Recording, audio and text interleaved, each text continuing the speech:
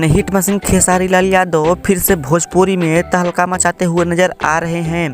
दोस्तों बता दें कि अपने दबंग सुपरस्टार खेसारी लाल यादव फिर से एक भोजपुरी गाने की शूटिंग कर रहे हैं। दोस्तों मैं बता दूं कि वो जो गाना है वो गाना है मतलब रितेश पांडे जी का गाना है, लेकिन दबंग सुपरस्टार खेसारी लाल यादव अपने आवाज़ में उस गाने को आनंद ले रहे हैं। दोस्तों बता दें कि अपने दबंग सुपरस्टार खेसारी लाल यादव रितेश पांडे को इतना प्यार करते हैं कि रितेश पांडे उनको भी ये गाना दे सकते हैं।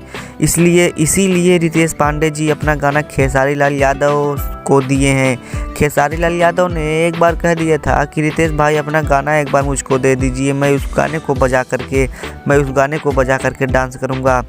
तो रितेश पांडे जी ने खेसारी लाल यादव को वो गाना दे दिया था, तो उसी के गाने को खेसारी लाल यादव ने गाकर मजा लिया है। दोस्तों बता दूं मैं उस गाने का क्या नाम है, तो दोस्तों उस गाने का नाम है तबला के ताल पर। सिंगर रितेश पांडे और प्रियंका सिंह फिट संजना मिश्रा ने किया है इस गाने को। दोस्तों मैं बता दूं कि ये गाना बहुत ही सुपर हिट होने वाला है, आप लोग इस गाने को जाकर देखिए।